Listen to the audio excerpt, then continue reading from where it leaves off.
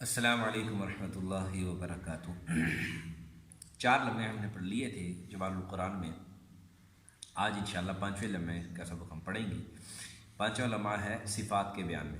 ایک بات یاد رکھیے گا کہ جیسے جیسے آپ آگے چلتے جا رہے ہیں نئی نئی چیزیں سامنے آئیں گی تو اس کے لیے ضروری ہے کہ پیچھے والا سبق آپ کو یاد ہو۔ اور کوشش یہ فرمائے، میری تمام سننے والوں سے گزارش یہ ہے، کوشش کہ ساتھ ساتھ پورا لمحہ زبانی یاد ہو، آپ کو پورا لمحہ ساتھ ساتھ زبانی یاد ہو، اس کو دہراتے رہیں، ایک یعنی مخرج، اس کی پوری تفصیل، پیچھے جو باقی لمحے گزرے ہیں ان کی پوری تفصیل آپ کو زبانی یاد ہو، اس سے انشاءاللہ آپ کو زیادہ فائدہ ہوگا۔ بہرحال آج 5واں لمحہ ہم پڑھیں گے صفات کے بیان میں۔ سب سے پہلے ہمیں پڑھتے ہیں کہ صفت کہتے کس کو ہیں۔ تو صفات جو ہے یہ صفت کی جمع ہے۔ صفت کے لغوی معنی ہیں کہ وہ چیز جو کسی کے ساتھ قائم ہو، جیسے علم جو ہے نا وہ عالم کے ساتھ قائم ہوتا ہے، تو اور اسی طرح کالا پن یہ کالی سیاہی کے ساتھ قائم ہوتا ہے۔ اور قرآن کی اصطلاح میں صفت کہتے ہیں وہ کیفیت ہے جو حروف میں اس وقت پیدا ہوتی ہے۔ صفت وہ کیفیت ہے جو حروف میں اس وقت پیدا ہوتی ہے جو اپنے مخارج سے ادا ہوتے ہیں، جیسے پستی، بلندی، سختی، نرمی وغیرہ۔ جب حرف ادا ہوتا ہے اپنے مخرج سے تو کسی حرف کے اندر پستی ہوتی ہے، کسی کے حرف کے اندر بلندی ہوتی ہے، کسی میں نرمی ہوتی ہے، کسی میں سختی ہوتی ہے۔ کوئی حرف سختی سے ادا کرنا ہوتا ہے، کوئی نرمی سے ادا کرنا ہوتا ہے، کوئی پستی سے، کوئی بلندی سے ادا کرنا ہوتا ہے۔ تو اس لیے یعنی اس پستی، بلندی، سختی، نرمی، اس کو کہتے ہیں صفات۔ یہ جب حرف مخرج سے ادا ہو رہا ہو تو اس وقت جو پستی، بلندی، سختی، نرمی کے حوالے سے جو کیفیت ہوتی ہے اس کو صفت کہتے ہیں۔ پھر صفات کی 2 قسمیں ہیں، صفات لازمہ اور صفات عارضہ۔ صفات لازمہ وہ صفت ہیں جن کے بغیر حرف ادا نہیں ہوتا، جو حرف کے اندر موجود ہونا ضروری ہے، اس کے بغیر حرف ادا نہیں ہو سکتا۔ اگر ادا ہو بھی جائے گا تو ناقص ادا ہوگا۔ اس لیے اس صفات کو صفات ذاتیہ بھی کہتے ہیں، ممیزہ بھی کہتے ہیں، مقومہ بھی کہتے ہیں۔ لازمہ اس لیے کہتے ہیں کہ حرف سے الگ نہیں ہوتے، حرف کے ساتھ لازم ملزوم ضروری ہوتے ہیں، لگے ہوتے ہیں۔ ذاتیہ اس لیے کہتے ہیں کہ اس کے بغیر حرف ادا نہیں ہوتے، گویا اس کے ذات کے اندر یہ صفات موجود ہیں۔ اور مقومہ اس لیے کہ حروف کو ان کے ذریعے حروف کا ڈھانچہ قائم ہوتا ہے، جب یہ صفات نہیں ہوگی تو حرف ناقص ہوگا، پورا حرف قائم نہیں ہوگا۔ اور ممیزہ اس لیے کہتے ہیں کہ ان صفات کے ذریعے متحد المخرج کا مطلب ہے کہ ایک مخرج سے جب 2-3 حروف ادا ہو رہے ہیں تو اس میں آپ تمیز کریں گے۔ مثال کے طور پر سا اور ضا، یہ یوں سمجھ لیں کہ سین اور صاد ابھی ایک حرف سے ادا ہو رہے ہیں۔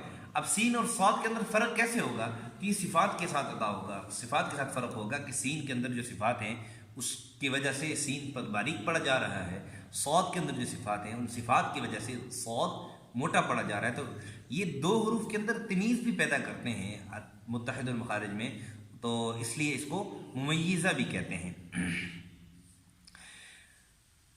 اور صفات عارضہ وہ ہے کہ جس کے بغیر حرف تو ادا ہو جاتا ہے لیکن اس حرف کا حسن باقی نہیں رہتا۔ جیسے دلہن ہے، اس کو آپ نے زیور نہ پہنایا ہو تو وہ بغیر زیور کے بھی دلہن رہتی ہے، لیکن زیور کے ذریعے اس کا حسن آتا ہے۔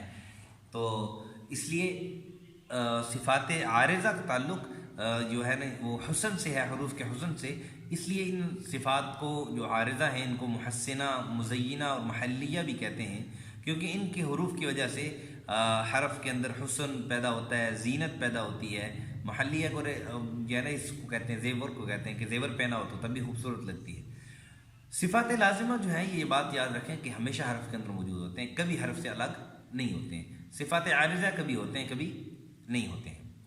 پھر صفات لازمہ ہیں وہ 17 ہیں، صفات لازمہ 17 ہیں، اور صفات عارضہ جو ہے وہ 8 ہیں۔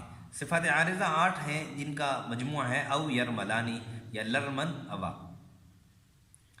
صفات عارضہ بھی جو ہے نا وہ ملاحظہ فرما لیں، یہ ہیں تفخیم، ترقیق یعنی موٹا پڑھنا، پتلا پڑھنا، غنہ فرعیہ، ادغام ہے، اقلاب ہے، اخفاء ہے، مد ہے، تسہیل ہے۔ یہ 8 صفات عارضہ ہیں۔ اور صفات عارضہ کی پھر 2 قسمیں ہیں۔ عارض بالصفت یعنی کسی حرف کو صفت کی وجہ سے عارض ہو، یعنی جیسے موٹا پڑھنا یا پتلا پڑھنا، تفخیم ہے، ترقیق۔ عارض بالحرف یعنی کسی حرف کو دوسرے حرف کی وجہ ملنے کی وجہ سے یہ صفت بنی ہو، جیسے غنہ ہو گیا یا وغیرہ نون ساکن کے بعد کوئی اگر یرملون حرف آ جائے تو اس میں پھر ادغام مع الغنہ ہوتا ہے، یا نون ساکنہ تنوین کے بعد جو ہے نا وہ حروف حلقی میں سے آ جائے تو اس میں اظہار ہوتا ہے. تو اس صفت کو یہ صفت عارضہ ہے، اور یہ عارض بھی حرف ہے. اور ایک ہے صفت عارضہ میں عارض بالصفت، یعنی صفت کی وجہ سے عارض ہو، جیسے موٹا پڑھنا کسی حرف کو یا باریک پڑھنا. تو پھر آگے صفات لازمہ کی قسمیں ہیں، صفات لازمہ کی تفصیل ہے، تو انشاءاللہ وہ اگلے سبق میں پڑھیں گے. آج تک کے لیے اتنا کافی ہے. اللہ ہمیں صحیح سیکھنے، صحیح سمجھنے اور اس پر عمل کرنے کی توفیق عطا فرمائے. ایک بات یاد رکھیے گا کہ یہ محنت، یہ کاوش آپ کے لیے امانت ہے. بعض دوستوں نے بتلایا بھی ہے ممبر میں کہ ہم آگے بھیجتے ہیں، دوسروں کو بھی فائدہ ہوتا ہے. تو جو نہیں آگے بھیجتے ان سے بھی گزارش ہے کہ وہ بھی آگے بھیجیں تاکہ دوسروں کو بھی فائدہ ہو. انشاءاللہ اس سے آپ سے بھی اللہ راضی ہوگا، اور ہماری بھی یہ کوشش ہے. شاید اللہ اسی وجہ سے ہمارا بیڑا پار لگا دے. اللہ سمجھ عمل کی توفیق عطا فرمائے، اور آپ حضرات کو، ہم سب کو صحیح قرآن پڑھنے، سیکھنے، سمجھنے، اس پر عمل کرنے، اس کو دوسروں تک پہنچانے کی توفیق نصیب فرمائے. اور اس میں جتنے بھی بھائی محنت کرتے ہیں، کوشش کر رہے ہیں، ہمارے ساتھ تعاون کر رہے ہیں، اللہ ان کو جزائے خیر عطا فرمائے. السلام علیکم.